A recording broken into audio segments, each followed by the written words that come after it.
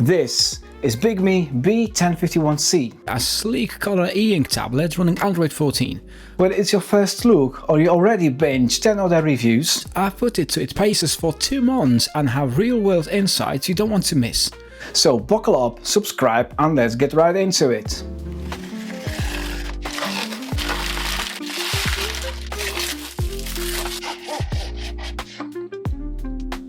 Inside the box we get the tablet itself wrapped in a plastic sleeve. Thin, lightweight, and definitely giving off a premium vibe. There's a stylus included which has a satisfying weight and feels comfortable in the hand, along with a set of spare nibs, a USB-C charging cable, and the usual paperwork. Bigme also includes a folio case, which is a nice touch, featuring magnetic flap to hold the stylus securely, though the flap can be a bit fiddly. There's even a dedicated SIM ejector tucked into the main package. Depending on the package you choose, there's also a third box with a keyboard case sold separately. If you opt for a keyboard case bundle, you'll get a PU leather folio keyboard that snaps into place securely.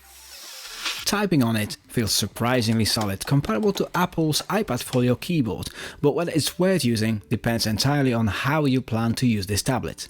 If you're after an all-in-one tablet laptop setup, the keyboard is stable, well built, and the shortcut keys are actually useful. Personally, I use this tablet more as a digital notepad, mostly stylus, barely any typing. The keyboard does add noticeable bulk, which makes switching back to reading mode a bit less seamless, but if you need it, it's there, holds the tablet securely, and clips in at the edges for a firm fit. Out of the box, the tablet almost looks like it's turned on, but that's just the magic of the e-ink display. Initial setup is standard Android. It takes about 10 minutes to choose your language, log into Google, and create a Bigme account if you want to unlock cloud features later. Taking a closer look at the build, it's impressively thin at just 5 mils and noticeably lighter than the Onyx books, the new Amazon Kindle, or the Remarkable 2. It feels solid in hands, no flex, no creaks, and the rounded corners and curved edges make it comfortable to hold. Clean lines, a flush rear camera, and the pogo connectors for the keyboard folio keep the look minimalistic and polished. The metallic grille at the top houses the speakers, while the right side has a notch for attaching the magnetic pen. Up top there's a power button, USB-C port, and another speaker. The left side features a microSD slot for expandable storage, while the bottom is clean. The stylus magnetically attaches to the side, but the magnets are not the strongest, so relying on the folio's flap for extra security is a smart move. I've been using a leather sleeve for daily use at work, which keeps the tablet well protected, and despite the weaker magnet, I haven't lost the pen yet. Overall, it looks sleek, similar to Remarkable 2 but lighter and more refined. Here's where things get interesting. The 10.3-inch Kaleido 3 display makes sharp monochrome resolution at 1860 by 2480 pixels with 300 dpi, but color resolution drops to 930 by 1240 pixels in 150 dpi. Colors look decent, but appear slightly darker, making the front light almost necessary even indoors. Luckily, the front light is bright, evenly distributed, and free from any noticeable bleed. Outdoor visibility, however, is where the display shines, perfect for reading by the pool or on the beach, thanks to the magic of e-ink. The display has a slightly textured feel, but is smoother than traditional paper-like e-ink displays, which might be noticeable if you're used to writing on the older e-ink tablets. The laminated display reduces the paper-like sensation, but it's not a deal breaker. Bigme's e-ink center makes 4 display modes that tweak color and refresh rate depending on the task. Default mode balances color quality with a decent refresh rate, while magazine mode boosts colors but introduces more page read row. Comic mode enhances detail but slows refresh, and the video mode speeds things up for smoother browsing and basic video playback, though it sacrifices color fidelity. Personally, I stuck with default mode for most tasks, even for web browsing, since it makes the best balance. Ghosting and image retention are present in default and video modes, but handled reasonably well. As for sound, the microphone performs well for voice recording, making it useful for meetings and voice-to-text transcriptions. The speakers are just average, good enough for audiobooks or podcasts, but lacking the depth for immersive media, functional but basic. The included stylus feels premium, with a matte texture that provides a solid grip. Since it's a Wacom EMR, there's no need for charging and it supports pressure sensitivity, tilt and palm rejection. The eraser at the back works well, but there are no side buttons which some might miss. Writing feels smooth, with minimal latency, and the Bigme Notes app makes the best writing experience. Third-party apps, it's a mixed bag. Microsoft OneNote feels sluggish when switching tools, while Nebo performs slightly better but still lags.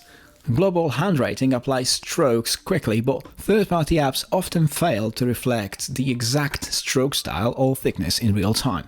For sketching and note-taking, the textured pen tip provides a satisfying tactile feel, and the palm rejection works flawlessly.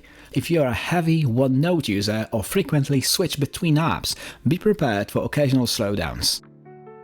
Media performance is what you would expect from an e-ink device. PDF handling is smooth, but the video playback isn't ideal due to refresh limitations. That said, it's fine for quick tutorials or content-heavy sites, especially in video mode. The B1051-C runs Android 14 with 6 gigs of RAM and 128 gigs of storage, making it surprisingly versatile for an e-ink device. I was curious about its raw performance, so I ran Geekbench 6. The results: 1005 for single core, 2468 for multi-core, and 2353 on GPU OpenCL benchmarks.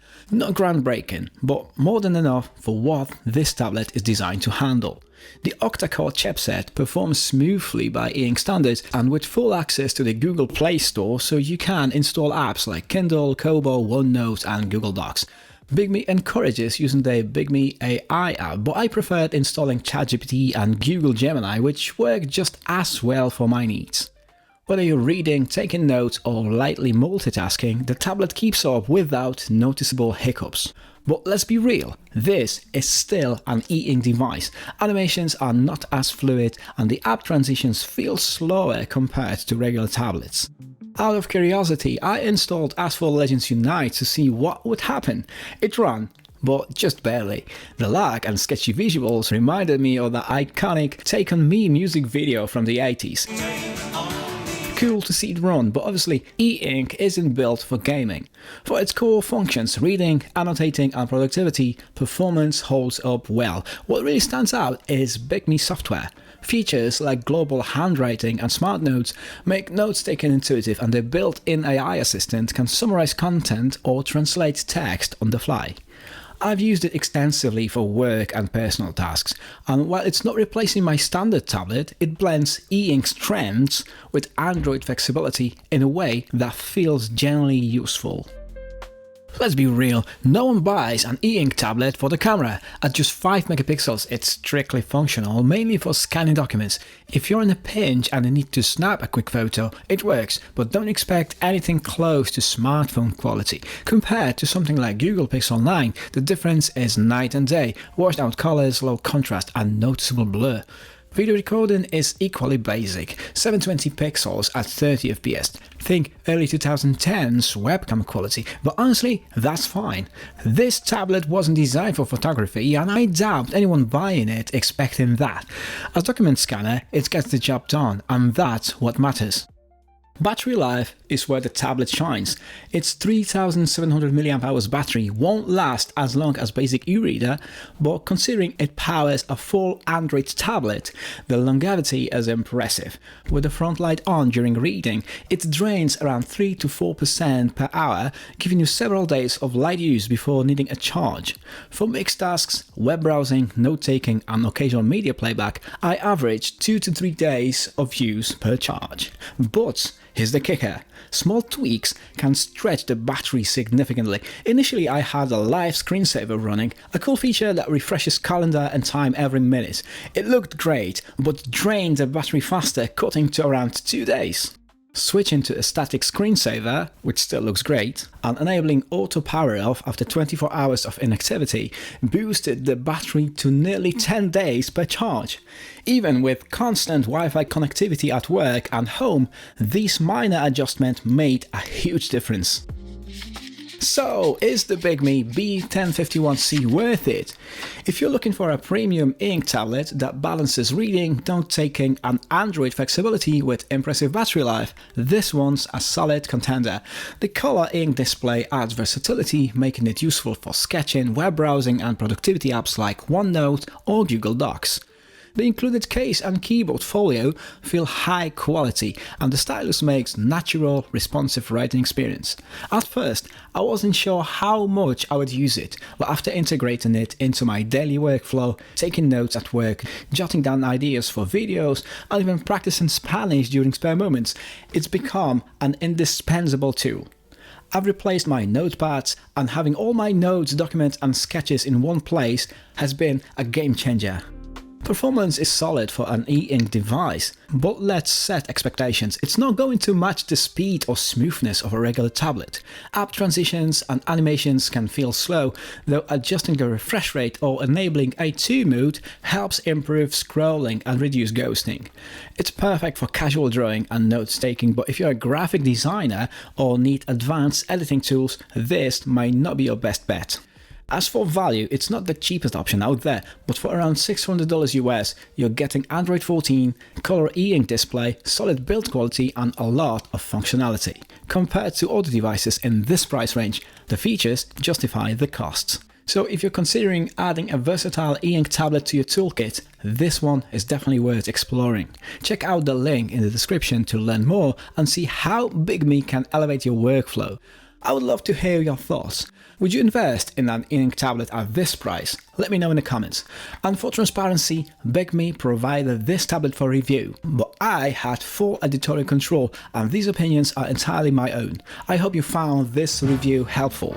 Thanks for watching. I'll catch you in the next one. Family Pop TV. Family Pop TV. Family Pop TV. Family Pop TV.